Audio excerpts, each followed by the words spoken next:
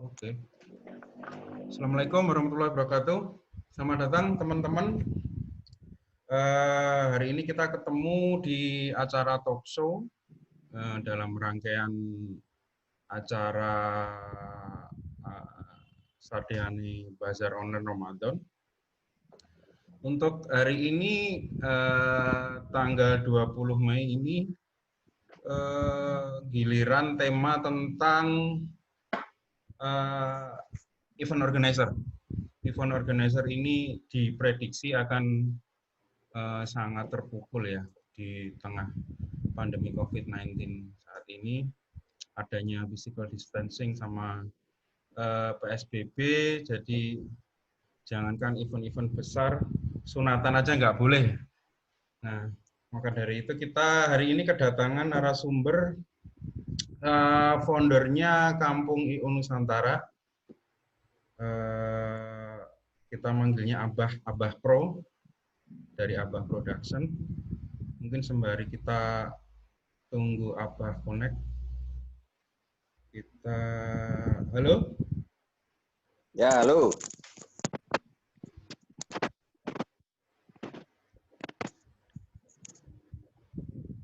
Halo Abah. Halo Mas. Halo. Assalamualaikum warahmatullahi wabarakatuh. Waalaikumsalam. Gimana Abah, sehat? Sehat Mas, sehat semuanya. Alhamdulillah. Gimana ini WFH ini semakin padat atau semakin gimana? Aduh, Kelihatan? padat apanya ini? Semakin kegiatan menurun ya Pak ya, aktivitas ya? Aktivitas sudah jelas menurun, cuma kan memang kita harus ini ya, coba cari jalan-jalan keluar dulu lah, apa yang bisa kita dagangin ya dagangin gitu loh Mas. Jadi ini ya, beralih profesi ya? Memang sementara sebelumnya juga aku sudah ada usaha ya. Jadi selain IO, aku juga udah punya usaha gitu.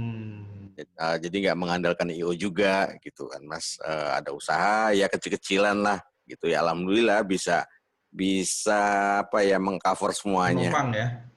Menopang semuanya. Alhamdulillah. Oke, Bang, ini kita fokus tentang mungkin bagi yang belum tahu Abah Pro ini salah satu dedengkot event organizer di Jakarta khususnya. Pakai dedengkot ya. Bah, kita fokus tentang ini, Bah, event organizer ini. Karena kita ya, mungkin pertama Keon sendiri itu apa sih, Bah? Kampung I.O Nusantara itu sendiri itu apa sih, Bah? Maksudnya Keon itu sebenarnya awalnya juga ini ya, apa namanya? Saya chatnya juga bermain di Facebook. Pertamanya di Facebook, terus komen-komen, ada beberapa grup juga yang saya ikutin gitu kan, saya liatin, terutama ya IO Indonesia lah ya, yang udah keren-keren juga. Nah, terus coba saya bangun, pertama sih iseng ngechat gitu, yuk kita buat grup gitu kan, kita buat grup, ternyata alhamdulillah responnya banyak gitu, responnya banyak, akhirnya saya buat grupnya itu masih namanya nggak tahu namanya bukan nama Kampung Keon ya bukan. Terus namanya Asal lah kemarin.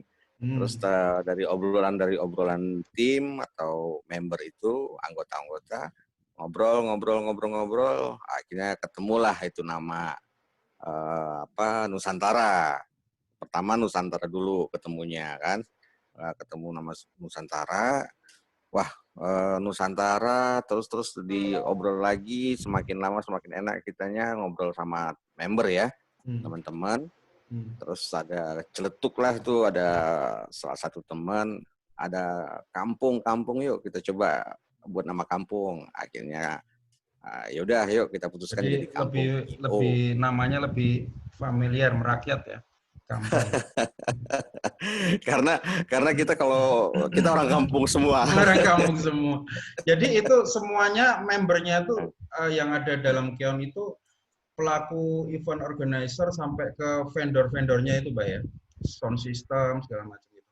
Iya, itu semua Mas. Jadi bukan apa ya, bukan vendor aja. Jadi ada beberapa IO juga yang kreatif, ada juga talent-talent juga masuk gitu kan. Manajemen artisnya juga ada. Manajemen artis, oke. Ada Mas, ada. Terus untuk freelance yang misalnya yang kru-kru, yang Talent ya, Bah ya. talent lah, jatuhnya talent itu masuk juga, mereka ikut gitu kan. Jadi salah satu gini sih, Kion itu apa ya, kampung event organizer, Nusantara yang terdiri dari event organizer, pekerja dan pelaku seni se-Indonesia. Oh, pelaku seni juga ya. Iya, betul. Karena di situ ada Menaungi itu juga. juga ya, Pak ya. Iya Mas. Karena di situ juga ada apa ya, dibilang manajemen artis atau bahkan artisnya juga ada. Cuma dia tidak menonjolkan dia itu siapa di situ. Gitu.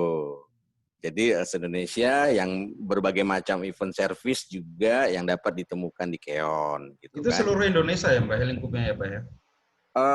Seluruh Indonesia. Kemarin ada 2 apa 1 orang yang baru masuk itu dari Gorontalo ya. Terus dari Papua juga ada. Papua itu kalau nggak salah ada 3 ya, ada 3 orang itu kita di Keon gitu. Terus dari visinya sih sudah dibentuk sebuah organisasi yang mencakup seluruh Nusantara ya, yang menjalin erat gitu kan, menjadi satu kaitan silaturahmi yang kuat gitu kan, tali persaudaraannya gitu untuk membangun sebuah industri event lah. Sebuah industri event Indonesia. Terus yang produktif gimana, gitu kan. Ya, kemudian dengan adanya pandemi saat ini member-member yang saksikan kondisinya sekarang seperti apa, Pak? Yang kita saksikan ya. Bukan Karena disaksikan sebenarnya. beberapa kali saya ada di webinar itu memang keluarnya bertubi-tubi dari mana aja gitu. Nggak bisa hidup, ya, nggak bisa ya, pingsan kah pakai istilah kita udah pingsan. Itu gimana, Pak, kalau untuk pelaku event organizer yang bergabung di Keon ini? Di Keon ya. Ya gini ya. COVID ini sebenarnya berdampak pada ditundanya beberapa event ya atau kegiatan gitu ya. Terus karena berpotensi mengumpulkan massa yang jauh lebih besar sehingga berpotensi menularkan juga itu kan virus kan gitu. Jadi kalau kita membuat event juga misalnya pun diizinkan tapi ya kita mengundang massa yang besar dan bahkan bisa sangat cepat gitu kan dampak-dampak yang menular dari COVID ini gitu. Nah, tentunya berdampak pada keberlangsungan penyelenggara acara atau event organizer di semua daerah ya. Jadi bukan di Jakarta aja itu. Gitu. Nah, pandemi COVID ini juga berdampak pada keberlangsungan IO karena banyak kegiatan yang harus ditunda sehingga nggak ada pemasukan sama sekali. Gitu. Jadi serba salah juga sih kita buat acara juga di outdoor ya kan ataupun indoor tetap pasti akan berdampak bahaya lah buat semuanya gitu Mas. Kemudian apa ini, Pak, yang dilakukan kalau istilah kerennya sekarang itu survival mode gitu. Mode di mana para pelaku usaha khususnya event itu di tengah pandemi ini bisa survive ini apa ini? Virus ini ya gini ya, tak hanya bikin demam manusia ya.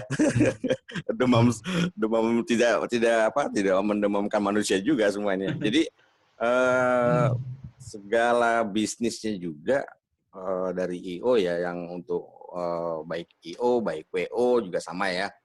Ini banyak acara yang ditunda karena pandemi corona. Dalam respon masalah ini sih sangatlah berarti banget gitu karena kita semua harus berpikir keras, berpikir cerdas, terus positif untuk dapat bertahan selama pandemi ini dan tidak bisa mengandalkan siapa-siapa gitu. Kita mau ngandelin siapa dari pemerintah juga udah pusing gitu kan. Nah, tapi paling tidak kita kan IO, kita event organizer, bukan seorang yang menunggu bansos gitu. Kita ya harus kreatif lah. Setidaknya apa yang kita bisa buat. Contohnya apa, Mbak, yang hal kreatif yang para pelaku IO ini bisa di-create, Mbak? Ada beberapa yang sudah saya lihat ya dari teman-teman yang kreatif ya, yang mereka membuat sebuah acara itu seperti online ya, acara online, live online lah. Contohnya seperti ini. Contohnya dari saat ini ya, dari Mas Wipno juga sepertinya ini bagus gitu kan. Nah, acara-acara online itu yang kayak kemarin saya lihat tuh mereka ngamen di rumah gitu kan. Terus ngamen di kafe tapi tidak banyak, tidak ada penonton, mereka aja ataupun dia dibuat studio gitu kan. Intinya secara online lah, tidak bertatap muka, tidak ketemuan gitu.